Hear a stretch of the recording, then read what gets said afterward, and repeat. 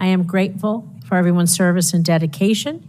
However, it's critical that this committee get to the bottom of what happened that day so that we can prevent any future catastrophic security failures and ensure that nothing like this happens again. And so, Director Rowe, given that the event took place in a rural area, we've talked a lot about connectivity issues. Was law enforcement at a disadvantage due to a lack of or limited connectivity? And why has the Secret Service not adopted a dedicated satellite-enabled Wi-Fi connection, which would facilitate integrated communication, enable device connectivity to include drones, and allowing for the sharing of real-time intelligence? So, Senator, thank you for that question. So, based on what I've seen, that radio connectivity, cellular, was an issue that day.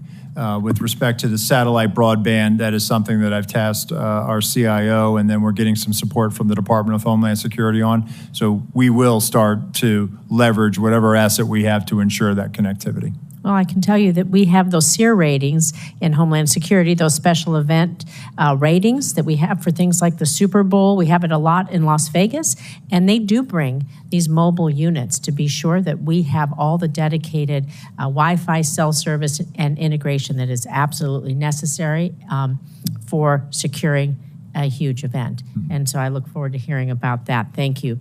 I want to talk a little bit about intelligence for lone wolf actors, because although we have not been made aware of any specific intelligence the Secret Service or others had in the shooter before the event, we do know that we have intel on Iranian threats against the former president. And so again, Acting Director Rowe, could you talk to us about how you utilize intelligence collection as a way of mitigating threats from state actors like Iran compared to what you do, compared to lone wolf actors, what it seems to be like the attempted assassin that we have here in Crooks. And so, and what are the specific challenges with the intelligence collection as a mitigation tool against lone wolf actors versus state actors? So Senator, first let me preface by saying the Secret Service is not a member of the intelligence community. However, we are their biggest consumers of information, and we receive that information regularly, especially as it pertains to our protective mission and the people that we protect. We have embeds with the FBI through their National Joint Terrorism Task Forces. Our agents are basically embeds and are able to not only receive information, but also follow up on investigations that may have a nexus or a direction of interest towards one of our protectees. We have an excellent working relationship with the FBI. We have an excellent working relationship with the intelligence community. We are not collectors.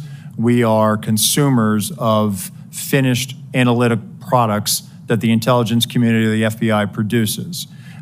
We ingest them, and then we use that to adjust our protective posture. And we do this daily, weekly, all of the time. And it's not only for protective, for protectees, but also the events and sites that we protect on a permanent or temporary basis.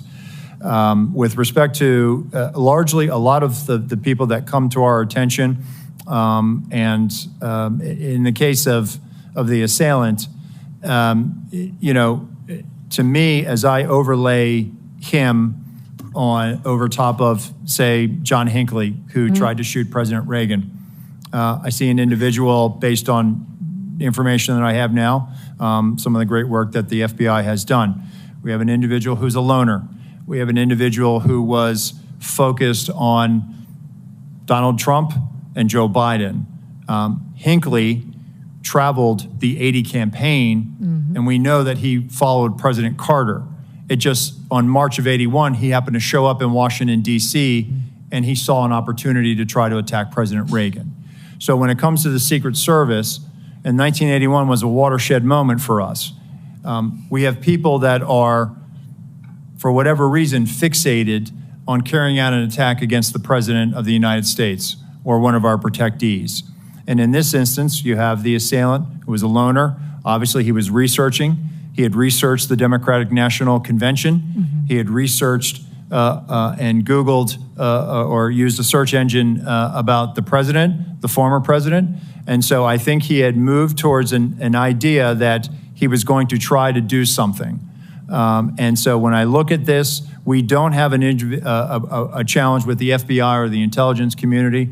I think what we always try to wrestle with is trying to line up and see people as they're starting to head down a pathway towards violence. And it's something that we have spent a lot of time and resources in with our National Threat Assessment Center to try to gain a better understanding so that we can help our agents in the field as they're doing these protective intelligence cases and these investigations to be able to make a determination, is somebody generally a threat, or do they need mental health, or do they need some other type of service?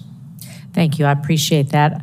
My time's over. Thank you, Mr. Chairman. Thank you, Senator Cotton. You're recognized for your